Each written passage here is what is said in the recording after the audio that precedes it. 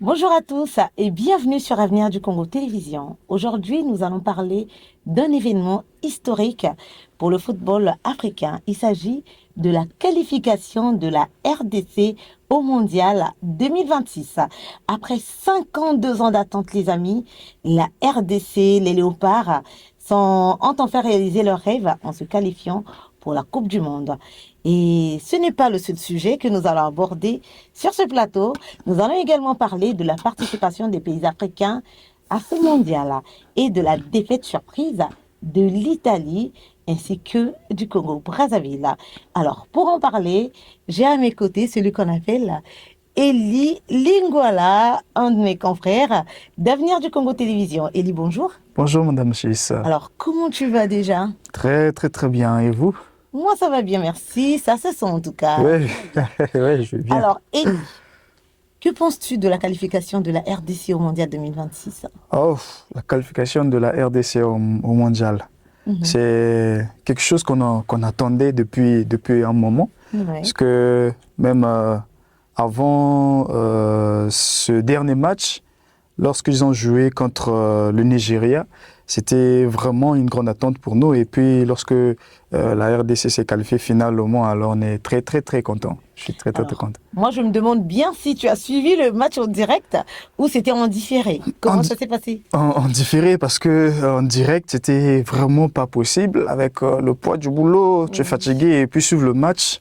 Très tard, le décalage horaire, et vraiment ça n'a pas permis à ce que je puisse suivre, mais c'est après que j'ai revu le match. En tout cas, c'était un super match.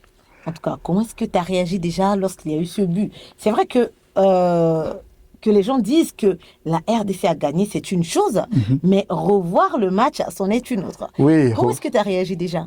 En tout cas, c'était comme si je suivais en direct. Oui. Parce qu'après une action, il y a eu un corner joué, et après, c'est Chancel Mbemba qui s'est présenté, plutôt Bakambu, qui s'est présenté, mais malheureusement, il n'a pas pu mettre la tête. Et c'est finalement Twanzembe qui marque le but de la victoire. Et à la 100e minute, c'était vraiment un bon moment. Mais est-ce que toi, tu t'attendais à ce que Axel Twanzembe marque, ou c'est quelqu'un d'autre que tu misais quand même pour en tout cas, non. la victoire? En tout cas, non. On ne s'attendait pas. Je ne serais pas le seul d'ailleurs. On ne s'attendait vraiment pas que ce soit Twanzembe. On se disait que ça allait être un Cédric Bakambu, un Elia Meshak, ou bien un autre joueur, par exemple. Mais Chancel Mbemba même. Mais bon, finalement, c'est Twanzembe qui marque. Alors, cela montre que dans le football, tout peut arriver. Toute personne peut marquer, tout joueur peut marquer. Mais parlons de toute cette équipe. Dans toute l'équipe, quel est ton joueur préféré? En tout cas, la justice de Dieu, il y en a. C'est le même, ouais. La justice de Dieu. Il est aimé par beaucoup de fans. Bien sûr, parce que c'est un capitaine qui sait vraiment encourager son équipe. Il sait vraiment même parler avec la population, les supporters. Il est là vraiment devant et il ne manque pas de mots à dire. Voilà pourquoi on l'aime. En tout cas, comment est-ce que tu évalues l'équipe de la RDC, s'il faut vraiment l'évaluer au niveau mondial? Bien qu'il y a eu cette surprise, ça, personnellement, moi, je ne m'y attendais pas, sérieusement. Je ne m'y attendais pas, c'est quelque chose qu'on a voulu depuis longtemps, qu'on attendait, mais vu que ça n'arrivait pas, c'est 52 ans après, c'est quand même... oui, c'est 52 ans, mais... Après leur victoire face au Nigeria, en tout cas, moi, de mon côté, par exemple, plutôt, je m'attendais à ça, vu les équipes l'équipe qu'ils ont d'abord joué avant de jouer la Jamaïque. Mais c'est face à la Jamaïque où j'avais un tout petit peu peur, sachant l'équipe de la Jamaïque qui joue très bien aussi au football. Mais bon, en tout cas, on est très content de cette victoire. C'est vraiment ce que je peux dire. Ah, d'accord. Mais Eli, s'il faut parler quand même des points forts de ce match et de quelques points faibles. D'accord. Je me suis maintenant rappelé de la question que tu m'as posée avant. Au fait, parler de l'équipe. Oui, vraiment, l'équipe de la RDC, c'est une très bonne équipe. Au niveau mondial aussi, je pense que même s'ils sont dans un groupe un tout petit peu serré, mais je pense que la RDC pourra encore faire une bonne surprise en se qualifiant. On l'espère de parce tout qu'il faut savoir que dans cette Coupe du Monde, on prendra aussi les 8 meilleurs troisièmes. Donc la RDC, si ils essaient de marquer quelques points, ça va peut-être leur permettre de se qualifier. Et donc l'équipe de la RDC, que ce soit au niveau de la défense, de l'attaque et tout, ils ont une très bonne équipe. En tout cas, une très bonne équipe qu'on pourra compter sur eux. Maintenant, c'est juste un tout petit problème qui, depuis un moment, on essaie de voir, que ce soit au niveau des clubs ou des équipes nationales, c'est que à un moment donné, les joueurs veulent montrer que c'est eux. Ils veulent se dire que bon, c'est moi la star, donc l'équipe doit, en fait, c'est moi qui porte l'équipe.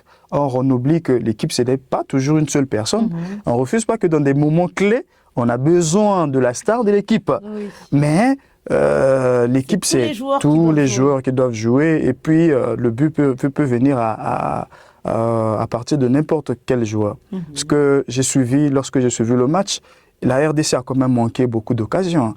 Ils se sont présentés devant le gardien comme ça, au lieu de faire la passe à l'autre, de marquer plus facilement. Maintenant, il cherche à marquer lui-même pendant ce temps où c'est difficile. Chacun pour soi et à moi la victoire, c'est moi la star.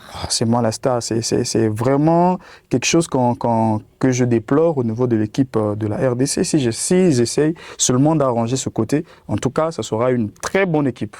Je pense que c'est ce qu'a fait Mbappé autrefois que les fans du foot ont déploré. C'est ce que fait Mbappé, parce qu'on en a même vu. Là, on ne change pas de sujet, c'est juste une parenthèse. On est toujours dans le sujet, chers téléspectateurs. On est toujours dans le sujet. On a juste pris l'exemple de notre Mbappé adoré. Voilà. Donc, parce que c'est ce qu'il fait. Je disais sur ça, on ne refuse pas que Mbappé marque beaucoup de buts, mais depuis un certain moment, depuis que Mbappé s'est blessé, on voit qu'il y a d'autres joueurs comme Vinicius Junior et d'autres, ils essaient de porter aussi l'équipe. Chose qu'ils ne faisaient pas lorsque Mbappé était là, parce que lui, il voulait être la star de l'équipe. La seule star. Alors, parlons du football africain, parce que là, nous sommes... c'est vrai que c'est l'Afrique, mais on va parler du football africain en général. Mais est-ce que la qualification de la RDC signifie... Qu'est-ce que ça signifie déjà pour le football africain?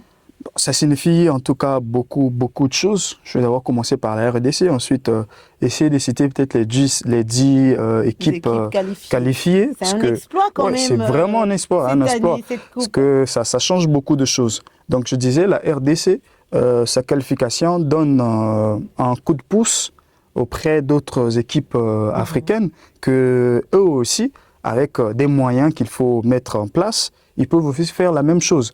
S'il ne faut pas seulement citer la RDC, on a aussi le Cap-Vert.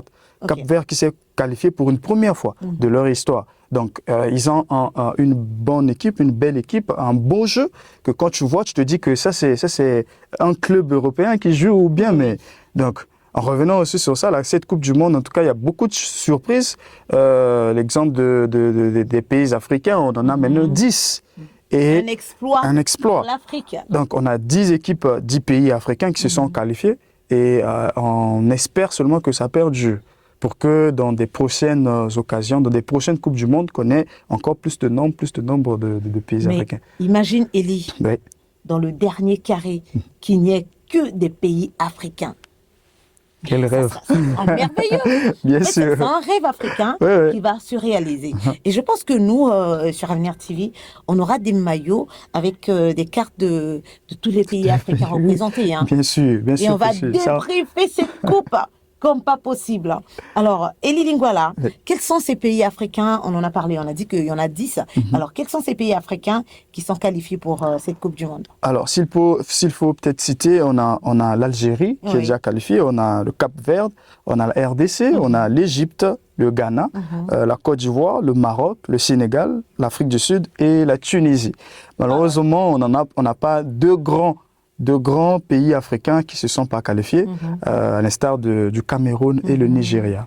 Justement, Mais c'est quand même dommage pour le dommage, Cameroun. ouais, dommage On pour le aurait Cameroun. bien aimé voir le continent. Mais Le continent. continent, tu vois, ils mettent l'ambiance. Ouais, Mais ils sont tous derrière tous ces pays africains. Parce su. que je ne sais pas si tu as remarqué Mhm. que le Congo-Brazzaville était à fond pour soutenir la RDC, le pays frère. Bien sûr, je suis en train de parler de la qualification de la RDC. Oui, C'est comme si c'était le Congo qui s'était qualifié. justement. Parce que ce sont nos voisins. Mhm. Au-delà d'être des voisins, c'est le Congo. Voilà. Donc, on ne peut qu'être derrière le Congo, donc être derrière les équipes africaines qui sont Oui. qualifiées pour le mondial. En tout cas, on sera là derrière eux pour les soutenir. Mais est-ce que tu vas surveiller le fleuve ou tu iras surveiller la mer? Je sais pas, Euh, moi. je vais pas surveiller le fleuve ni surveiller l'Afrique, mais je vais suivre la Coupe du Monde et supporter l'Afrique. Donc, En c'est tout ce que cas, je ferai.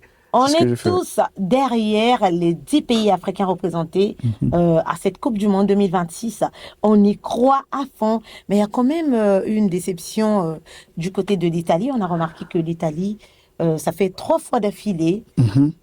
3 fois d'affilée, vraiment, ne participe pas à la Coupe du Monde. Alors, ouais, qu'est-ce qui se passe, Célie? c'est compliqué, mais je pense que la première des choses à dire, c'est que l'Italie a commencé par minimiser Ok. l'équipe adverse. Mhm. Donc, ils se sont dit déjà capables, voir la Bosnie, jouer contre la Bosnie, bon, pour eux, ils se disaient, bon, on est déjà Ouais, ça qualifié, va aller, ça on va est déjà à aller et tout. fond. Et même lors du match aussi, dès le début, l'Italie a commencé à marquer. Donc, ils ont marqué dès le début du match. Mais après, malheureusement, ce sont des choses qui arrivent. Mhm. La plupart des grands matchs, c'est un carton rouge qui arrive et ça change carrément la physionomie du match. C'est aussi la même chose qui s'est passé lors du match de l'Italie contre la Bosnie. Donc, l'Italie a commencé à mener par le but de Moïse Kean, un ancien joueur du Paris Saint-Germain. Mhm. Et après, ils ont malheureusement un carton rouge Ouais. vers la 21e minute comme ça, ou 23e minute, où Bastoni a un carton rouge. Et c'est ça qui a changé carrément le cours du match. Et vers la fin du match, c'est les Bosniens qui finalement égalisent vers la fin. Et ce qui ramène le match jusqu'aux prolongations et même au tir au but. Malheureusement, ils n'ont pas eu cette chance-là de pouvoir remporter les tirs au but. Et finalement, ce sont les Bosniens qui se sont qualifiés. Ah oui.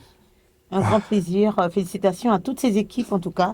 C'était pas facile, hein. On Non. dit que le football, ce n'est pas facile. C'est toujours bien d'être dans les gradins, encore être supporter. On voit tout ce qui se passe. Mais lorsqu'on est Ouais, sur le terrain, c'est autre c'est chose. là où on se rend compte Ouais. que c'est difficile. C'est autre chose. Sur les gradins, on a la possibilité de parler. Mais pourquoi il n'a pas fait ça? Il n'a pas fait la passe. Pourquoi il n'a pas marqué, Oui. enveloppé? Donc, lorsque tu prends place, tu te dis que ouais, c'est pas facile, c'est autre chose. Alors, la RDC, un exploit, les amis. Un exploit dans cette Coupe du Monde. Alors, on se demande bien quelle est la place du football congolais. Ah, Parce la que place. nous, sérieusement, il faut en parler, hein. On Ouais. ne participe pas à cette Coupe du Monde et c'est un peu compliqué pour nous. Qu'est-ce qui ne marche pas? Et qu'est-ce qui a marché chez les autres que chez nous, ça n'a pas marché? Est-ce qu'il s'agit des équipes ou encore de la fédération? Bon. Beaucoup de choses. Chez les autres, déjà, si ça a marché, je pense que ce sont des moyens. Ok. Ils ont commencé par mettre des moyens qu'il faut. J'ai suivi quelques actualités, quelques débriefs où on est en train de montrer le président sénégalais, Diomaye Faye, suivre le match avec quelques personnes. Le Premier ministre, y compris, il était là, et puis d'autres personnes, ils étaient là en train de soutenir l'équipe. Je ne refuse pas que chez nous aussi, on soutient l'équipe, mais on a vraiment besoin de plus de moyens. Si on prend l'exemple de la RDC, la RDC est en train de mettre assez de moyens pour que son football aille de l'avant. On voit, comment on appelle le Cap-Vert aujourd'hui aussi, qui a beaucoup de joueurs, de joueurs avant. C'était une équipe où on ne connaissait vraiment pas. Mais aujourd'hui, quand tu suis un match de Cap-Vert, tu as cette envie-là vraiment de continuer à suivre parce qu'ils pratiquent un beau football. Et après aussi, si on revient chez nous-mêmes au Congo, en tout cas, il y a beaucoup de choses à arranger au niveau de la fédération. Parce que je pense que la première des choses à faire, il faudrait placer une personne qui aime le football. Okay. Vous savez, lorsque vous aimez quelque chose, vous allez le faire avec amour, pas seulement avec passion aussi, avec amour, et tu vas vraiment te donner à fond.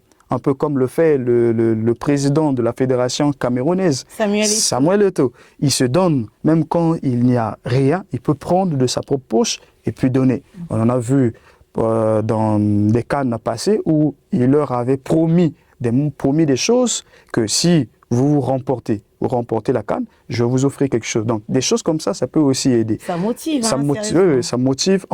Les joueurs vont se sentir aimés, vont se sentir poussés des ailes pour qu'ils puissent arriver au stade ou bien au résultat qu'il faut pour le pays. Vous savez, Madame Sis, les Congolais aiment le football.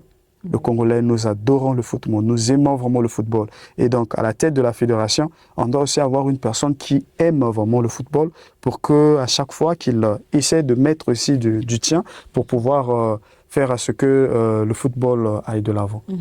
On en a vraiment besoin de moyens.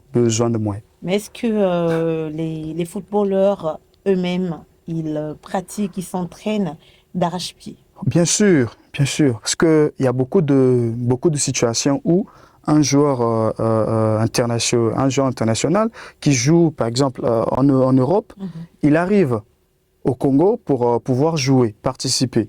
Alors, quand il joue, il se blesse. Au lieu que le Congo prenne charge du joueur, alors c'est au joueur de prendre la charge. On en a vu beaucoup de cas avec Onyangue et d'autres personnes. Dernièrement, on a suivi des vidéos où les anciens joueurs, pas seulement les anciens, même les nouveaux aussi, ils étaient en train de donner leur avis par rapport à ce qui se passe. On a vu Thierry Boufouma, on a vu beaucoup au Prince Onyangue, on a vu Delva Nzinga parler par rapport à ce qui se passe au niveau de la fédération du football congolais. Ça déçoit quand même. Oui, ça déçoit. Sinon, en tant que patriote, on a envie de donner le meilleur de nous. Oui, en tout cas, les joueurs sur ça, les joueurs se donnent. Moi, je ne dirais pas que les joueurs ne se donnent pas, les joueurs se donnent, mais bon, il n'y a pas vraiment ce retour-là qu'il faut pour qu'ils puissent encore donner tout ce qu'ils peuvent. En tout cas, force à tous les pays africains qui nous représentent au mondial. On y croit au carré, on y croit à la demi-finale et on croit également à la finale, pourquoi pas. Bien sûr, déjà le Maroc nous l'a démontré, le mondial passé, et où ils sont arrivés jusqu'au dernier carré. Donc tous les Africains, ils étaient derrière le Maroc pour soutenir le Maroc, et cette fois-ci, pourquoi ne pas arriver jusqu'au final? Oui, c'est ce que j'aime avec l'Africain, c'est quoi? C'est que l'Africain, lorsqu'il va ailleurs, il ne représente pas son pays. Oui. On est Congolais du sang, mais on est Africain avant tout. Bien sûr. Et lorsqu'il faut représenter l'Afrique, nous sommes des Congolais, mais Africains en miniature. Ouais. Et on est là, on est à fond pour ce mondial. Et pourquoi ne pas payer un billet? On ira voir. Bien sûr, on va aller parce que mauvais, hein, déjà le match de la RDC contre la Jamaïque, on a vu beaucoup de Congolais de l'autre côté partir au Mexique, parce que ça s'est joué au Mexique. Donc il y a eu beaucoup de gens qui ont payé des billets. Et je suis sûr qu'il y aura aussi vraiment beaucoup de déplacés lors de la Coupe du Monde 2026. En tout cas, merci beaucoup, Eli. C'était un plaisir de partager ce plateau avec toi. Le plaisir est partagé. Et s'il faut dire un dernier mot à l'endroit de toutes les équipes africaines représentées au mondial, que dirais-tu? Je dirais simplement que l'Afrique est derrière vous. Pas seulement votre pays, pas seulement l'Algérie, pas seulement la RDC, pas seulement le Ghana, mais c'est toute l'Afrique qui est derrière. Alors, donnez-vous à fond, parce qu'on attend la victoire. Cette fois-ci, pourquoi ne pas ramener la Coupe du Monde en Afrique? On fera tous le voyage pour aller célébrer la finale. Donc vraiment, on croit en vous, on sait que vous êtes capable, vous êtes qualifié, c'est pas pour rien. Alors, on a vraiment foi en toutes les équipes représentant l'Afrique, et donc c'est à eux de donner le meilleur d'eux-mêmes, sachant que le 12e homme est derrière vous, le 13e homme même qui sont restés à la maison sont derrière vous. En tout cas, merci beaucoup Eli, et merci à vous, chers téléspectateurs, et à vous qui êtes qualifiés, toutes les équipes africaines, on est derrière vous. Et quoi qu'il se passe, c'est l'Afrique qui gagne. Et merci beaucoup à vous, chers téléspectateurs, vous qui nous suivez tous les jours.